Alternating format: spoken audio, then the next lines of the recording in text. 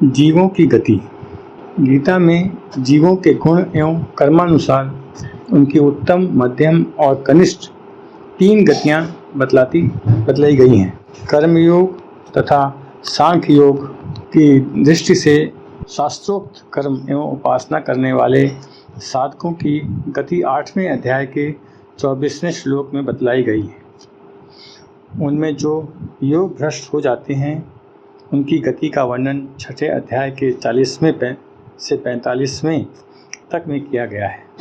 वहाँ यह बतलाया गया है कि मरने के बाद वे स्वर्गादि लोकों को प्राप्त होते हैं और दीर्घ काल तक उन दिव्य लोकों के सुख भोग कर पवित्र आचरण वाले श्रीमान लोगों के घरों में जन्म लेते हैं अथवा स्वर्ग में न जाकर सीधे योगियों के ही कुल में जन्मते हैं और वहाँ पूर्व अभ्यास के कारण पुनः योग के साधन में प्रवृत्त होकर परम गति को प्राप्त हो जाते हैं। सकाम भाव से विहित कर्म एवं उपासना करने वालों की गति का वर्णन 9वें अध्याय के 20वें और 21वें श्लोक में किया गया है। वहाँ स्वर्ग की कामना से यज्ञादि वेद विहित कर्म करने वालों को स्वर्ग के भोगों की प्राप्ति तथा पुण्यों के क्षय को जानने पर उनके पुनः मृत्यु लोक में धकेले जाने की बात कही गई है। वे लोग किस मार्ग से तथा किस तरह स्वर्ग को जाते हैं, इसकी प्रक्रिया 8वें अध्याय के 25वें श्लोक की व्याख्या में बतलाई गई है। 14वें अध्याय के 14वें, 15वें और 18वें श्लोकों में सामान्य भाव से सभी पुरुषों की गति संक्षेप में बतलाई गई है। सत्व गुणों की बुद्धि में मरने वाले उत्तम लोकों में जाने जाते हैं। रजोगुण की वृद्धि में मरने वाले मनुष्यों में उत्पन्न होते हैं तथा तमोगुण की वृद्धि में मरने वाले पशु पक्षी, कीट पतंग और वृक्षादि योनियों में जन्मते हैं। इस प्रकार तत्व गुण में स्थित पुरुष भी मरकर ऊपर के लोकों में जाते हैं।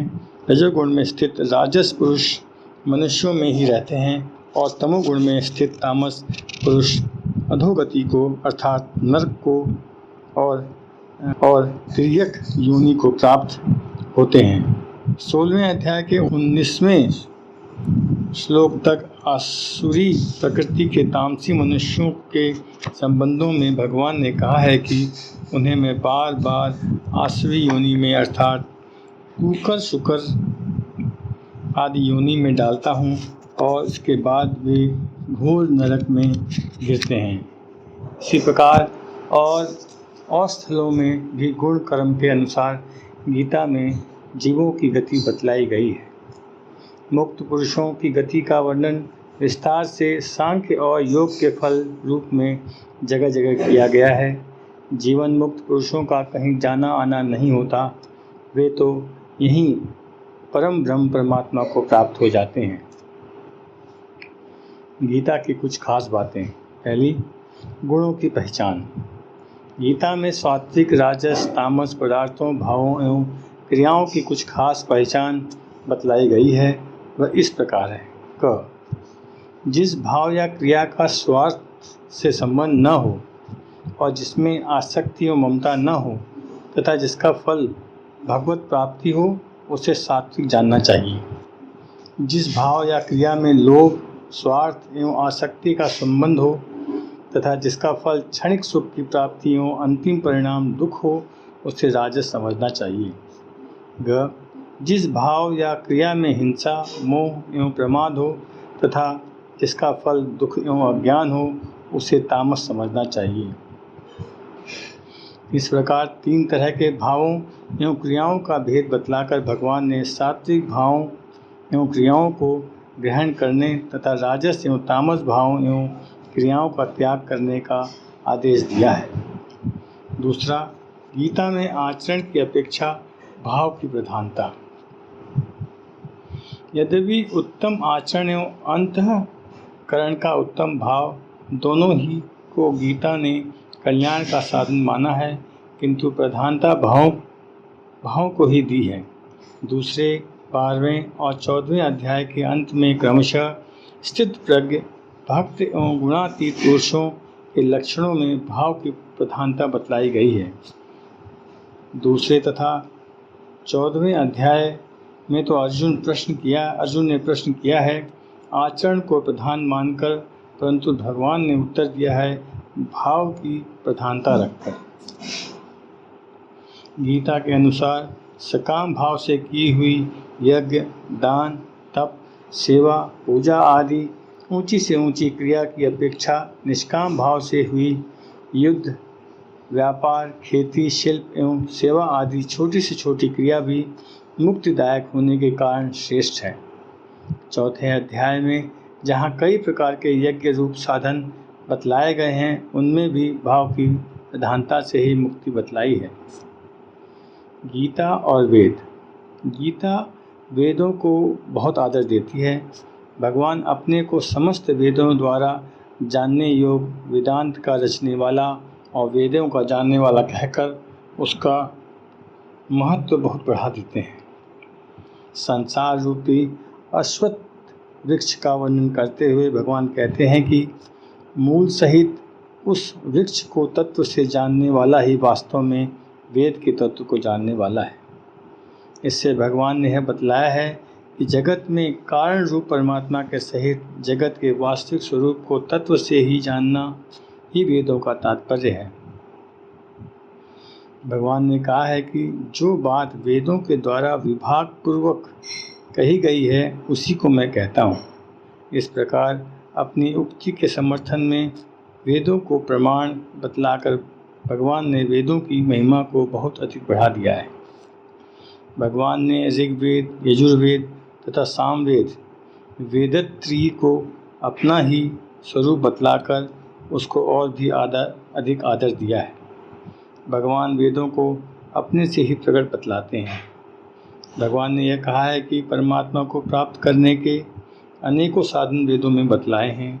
इससे मानव भगवान स्पष्ट रूप से यह कहते हैं कि वेदों में केवल भोग प्राप्ति के साधन ही नहीं हैं, जैसा कि कुछ अविवेकी जन समझते हैं, किंतु भगवत प्राप्ति के भी एक दो नहीं अनेकों साधन भरे पड़े हैं। भगवान परम पद के नाम से अपने स्वरूप का वर्णन करते हुए कहते हैं कि वेदाक्त लोग उसे अक्षय ओंकार के नाम से निर्देश करते हैं। इससे भी भगवान यही सूचित करते हैं कि वेदों में केवल सकाम पुरुषों द्वारा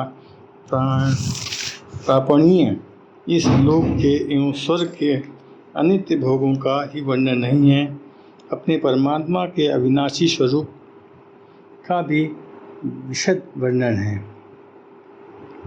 उपयुक्त वर्णन से यह बात स्पष्ट हो जाती है कि वेदों को भगवान ने बहुत अधिक आदर दिया है। इस पर यह शंका होती है कि फिर भगवान ने कई स्थलों में वेदों की निंदा क्यों की है। उदाहरणतः उन्होंने सकाम पुरुषों को वेदवाद में रत एवं अविवेकी बतलाया है तथा वेदों को तीनों गुणों के कार्य रूप सांसारिक भोगों एवं उनके साधनों का प्रतिपादन करने वाले कहकर अर्जुन को उन भोगों में आसक्त रहित होने के लिए कहा है। और वेद त्रिय धर्म का आश्रय लेने वाले सकाम पुरुषों के संबंध में भगवान ने यह कहा है कि वे बार बार जन्मते मरते हैं, आवागमन के चक्कर में नहीं छूटते। ऐसी स्थिति में क्या माना जाए। इस शंका का उत्तर यह है कि उपरोक्त वचनों में यद्यपि वेदों की निंदा प्रतीत होती है, परंतु वास्तव में उनमें वेद की निंदा नहीं है। गीता में सकाम भाव की अपेक्षा निष्काम भाव को बहुत अधिक महत्व दिया गया है और भगवान की प्राप्ति के लिए उसे आवश्यक बतलाया है। इसी से उसकी अपेक्षा सकाम भाव को नीचा और नाशवान विषय सुख को देने वाला बतलाने के लिए ही उसको जगह जगह तुच्छ सिद्ध किया है। निषिद्ध कर्मों की भांति उनकी निंदा नहीं की है। जहाँ वेदों के फल को लांघ जाने की बात कही गई है, वहाँ भी सकाम कर्मों को लक्ष्य करके ही वैसा ही कहा गया है। उपरोक्त वचनों से यह बात स्पष्ट हो जाती है कि भगवान ने गीता में वेदों की निंदा कहीं भी नहीं की है, बल्कि जगह जगह वेदों की प्रशंसा ही की है। गीता और सांख्य दर्शन तथा योग दर्शन। कुछ लोग ऐसा मानते हैं कि गीता में जहाँ जहाँ सांख्य शब्द का प्रयोग हुआ है वहाँ वह महिषी कपिल के द्वारा प्रवर्तित सांख्य दर्शन का वाचक है, परंतु यह बात युक्ति संगत नहीं मालूम होती है। गीता के 13वें अध्याय में लगातार 3 श्लोकों में तथा अन्यत्र ही प्रकृति और पुरुष दोनों शब्दों का साथ साथ प्रयोग हुआ है और प्रकृति पुरुष सांख्य दर्शन के खास शब्द हैं। इससे लोगों ने अनुमान कर लिया है कि गीता को कपिल सांख्य का सिद्धांत मान्य है। इसी प्रकार योग संबंध शब्द को भी कुछ लोग पातंजल्य योग का वाचक मानते हैं।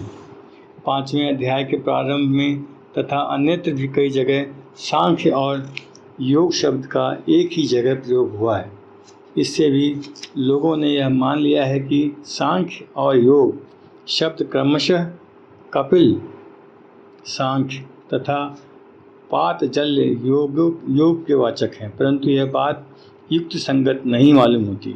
न तो गीता का सांख्य कपिल सांख्य ही है और न गीता का योग पातंजल्य योग ही है। नीचे लिखी बातों से स्पष्ट हो जाता है। पहला, गीता में ईश्वर को जिस रूप में माना है उस रूप में सांख्य दर्शन नहीं मानता। दूसरा, यद्यपि प्रकृति शब्द का गीता में कई जगह प्रयोग आया है, परंतु गीता की प्रकृति और सांख्य की प्रकृति में महान अंतर है। कपिल सांख्य की प्रकृति दोनों गुणों की साम्यावस्था है, किंतु गीता की प्रकृति तीनों गुणों की कारण है। गुण उसके कार्य हैं।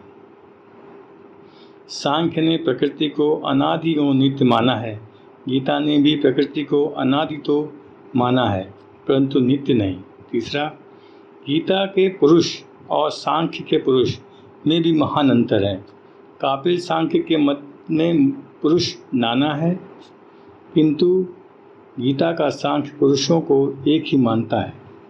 चौथा, गीता की मुक्ति और सांख्य की मुक्ति में भी महान अंतर है। सांख्य के मत में दुखों की आत्यंतिक निवृत्ति की मुक्ति का स्वरूप है। गीता की मुक्ति में दुखों की आत्यंतिक निवृत्ति तो है ही, किंतु साथ ही साथ परमानंद स्वरूप परमात्मा की प्राप्ति भी है। पांचवा, उपयुक्त सिद्धांत भेद के सिवा पातंजलि योग में योग का अर्थ है चित्त वृत्ति का निरोध, परंतु गीता में प्रकरणानुसार योग शब्द का विभिन्न अर्थों में प्रयोग हुआ है। इस प्रकार गीता और सांख्य दर्शन तथा योग दर्शन के सिद्धांतों में बड़ा अंतर है। इस टीका का प्रयोजन बहुत दिनों से कई मित्रों का आग्रह एवं प्रेरणा थी कि मैं अपने भावों के अनुसार गीता पर एक विस्तृत टीका लिखूं। यूँ तो गीता पर पूज्यपाद आचार्यों, संत महात्माओं एवं शास्त्रों के मर्म को जानने वाले विद्वानों ने अनेक भाष्य, टीकाएँ और व्याख्याएँ की हैं, जो सभी आदरणीय हैं एवं सभी में अपनी अपनी दृष्टि से गीता के मर्म को समझाने की चेष्टा की गई है, किंतु उनमें से अधिकांश संस्कृत में हैं और विद्वानों ने के विशेष काम किए हैं। इसलिए मित्रों का यह कहना था कि सरल भाषा में एक ऐसी सर्वोपयोगी टीका लिखी जाए जो सर्वसाधारण की समझ में आ सके और जिसमें गीता तात्पर्य विस्तार पूर्वक खोला जाए। इसी दृष्टि को लेकर तथा सबसे अधिक लाभ जो इससे मुझको ही होगा, यह सोचकर इस कार्य को प्रारंभ किया गया, परंतु यह कार्य आपाततः जितना सुकुर मालूम होता है, आगे बढ़ने पर अनुभव से वह उतना ही कठिन सिद्ध हुआ। मैं जानता हूँ कि योग्यता एवं अधिकार दोनों ही दृष्टि से ही मेरा यह प्रयास दुस्साहस समझा जाएगा। वर्णन से तो मैं एक वैश्य का बालक हूँ और विद्या बुद्धि की दृष्टि में भी मैं अपने को इस कार्य के लिए नितांत योग्य पाता हूँ। अतः गीता जैसे सर्वमान्य ग्रंथ पर टीका लिखने का सर्वथा अनाधिकारी हूँ। रह गई भावों के संबंध की बात, सो भगवान के उपदेश का पूरा भाव समझने की बात तो दूर रही, उसका शतांश भी मैं समझ पाया हूँ, यह कहना मेरे लिए दुस्साहसी होगा। भगवान के उपदेशों को यत्किंचित भी समझकर उनको काम में लाना तो और भी कठिन बात है। उसे तो वही लोग काम में ला सकते हैं जिन पर भगवान की विशेष कृपा है। पूरे उपदेश को अमल में लाना तो दूर रहा, जिन लोगों के गीता के साधनात्मक किसी एक श्लोक के अनुसार भी अपने जीवन को बना लिया है, वे पुरुष भी वास्तव में धन्य हैं और उनके चरणों में मेरा कोटिश प्रणाम है। गीता की व्याख्या करने के भी ऐसे ही लोग अधिकारी हैं। अस्तु, मेरा तो यह प्रयास तब तरह से तो साहसपूर्ण एवं बाल चेष्टा ही है, किंतु फिर भी इसी बहाने गीता के तात्पर्य की निश्चित आलोचना हुई, भगवान के दिव्य उपदेशों का मनन हुआ, अध्यात्म विषय की कुछ चर्चा हुई और जीवन का यह समय बहुत अच्छे कामों में लगा। इसके लिए मैं अपने को धन्य समझता हूँ। इससे यदि भी मेरा गीता संबंधी ज्ञान बढ़ा ही है और बहुत सी भूलों का भी मार्जन हुआ है, फिर भी भूलें तो इस कार्य में पद पद पर हुई होंगी, क्योंकि गीता के तात्पर्य का 100वां हिस्सा भी मैं समझ पाया हूँ, यह नहीं कहा जा सकता। गीता का वास्तविक तात्पर्य पूरी तरह से तो स्वयं श्री भगवान ही जानते हैं और कुछ अंश में अर्जुन जानते हैं, जिनके उद्देश्य से भगवान ने गीता कही थी, अथवा जो परमात्मा को प्राप्त हो चुके हैं, जिन्हें भगवत कृपा का पूर्ण अनुभव हो चुका है, वे भी कुछ जान सकते हैं। मैं तो इस विषय में यह कह सकता हूँ, जिन जिन पूज्य महानुभावों ने गीता पर भाष्य अथवा टीकाएँ लिखी हैं, मैं तो उनका अत्यंत ही कृतज्ञ और ऋणी हूँ, क्योंकि इस टीका के लिखने में मैंने बहुत से भाष्यों और टीकाओं से बड़ी सहायता ली है। अतः मैं उन सभी वंदनीय पुरुषों को कृतज्ञतापूर्ण हृदय से सादर कोटि कोटि प्रणाम करता हूँ। हाँ, इस टीका के संबंध में मैं निसंकोच यह कह सकता हूँ कि यह सर्वथा अपूर्ण है। भगवान के भावों को व्यक्त करना तो दूर रहा, बहुत सी जगह उसे समझने में ही मुझे भूलें हुई होंगी और बहुत सी जगह उससे विपरीत भाव भी आ गया होगा। उन सब भूलों के लिए मैं दयालु परमात्मा से तथा सभी गीता प्रेमियों से हाथ जोड़कर क्षमा मांगता हूँ। जो कुछ मैंने लिखा अपनी तुच्छ बुद्धि के अनुसार लिखा है और इस प्रकार अपनी समझ का परिचय देकर मैंने जो बाल चपलता की है, उससे विज्ञ जन क्षमा करेंगे। इस टीका में मैंने किसी भी आचार्य अथवा टीकाकार के सिद्धांतों का न तो उल्लेख किया है और न किसी का खंडन ही किया है, किंतु अपनी बात कहने में भाव से किसी के विरुद्ध कोई बात आ ही सकती है। इसके लिए मैं सबसे क्षमा चाहता हूँ। खंडन मंडन करना अथवा किसी सिद्धांत की दूसरे सिद्धांत के साथ तुलना करना मेरा उद्देश्य नहीं है। इससे यह बात का भी भरसक ध्यान रखा गया है कि कहीं पूर्वापरक में विरोध न आवे, परंतु टीका का कलेवर बहुत बढ़ जाने से संभव है। कहीं कहीं इस तरह का दोष रह गया हो। आशा है विज्ञ पाठक इस प्रकार की भूलों को सुधार लेंगे और मुझे भी सूचना देने की कृपा करेंगे। इस टीका के लिखने में मुझे कई पूज्य महानुभावों, मित्रों एवं बंधुओं से अमूल्य सहायता प्राप्त हुई है।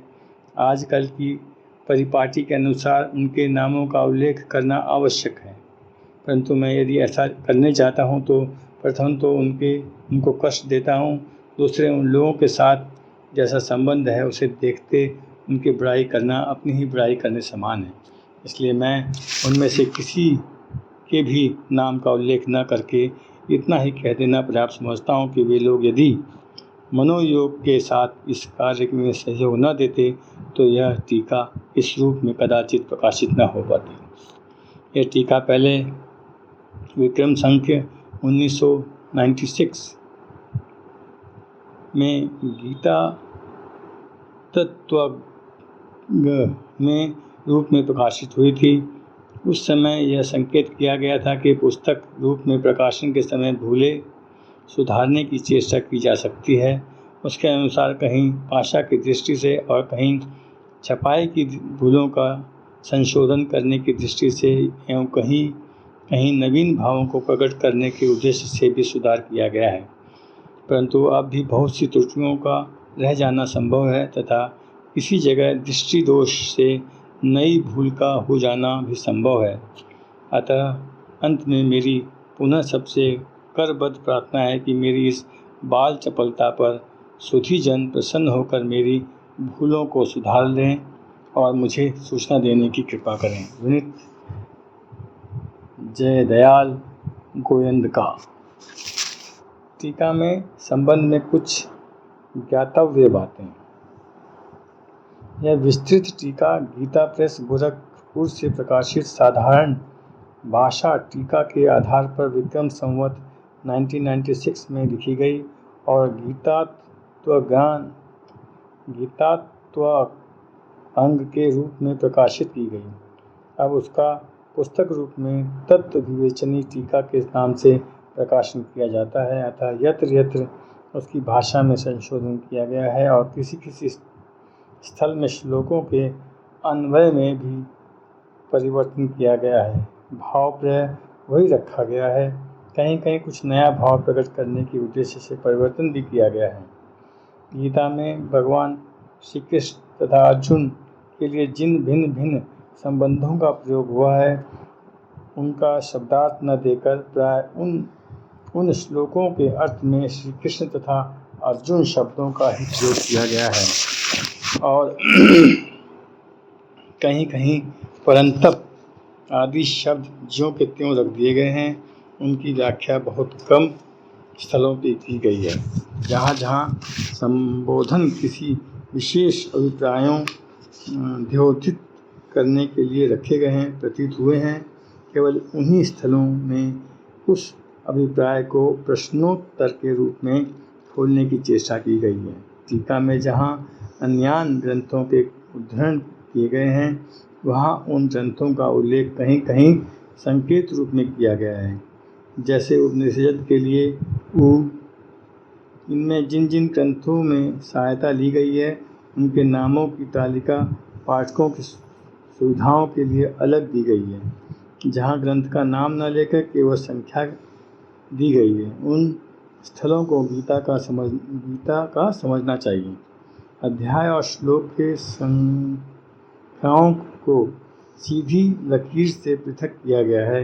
बाईं ओर की अध्याय संख्या और दाहिनी ओर की श्लोक संख्या समझानी चाहिए। श्लोकों के भाव को खोलने के लिए तथा वाक्यों की रचना को आधुनिक भाषा शैली के लिए अनुकूल बनाने के लिए टीका में मूल से अधिक शब्द भी यत्र तत्र जोड़े हैं। भाषा का प्रवाह न टूटे इसलिए उन्हें कोष्ठों में नहीं रखा गया। किसी जगह जहाँ पूरा का पूरा वाक्य ऊपर से जोड़ा गया है, कोष्ठ का प्रयोग किया गया है।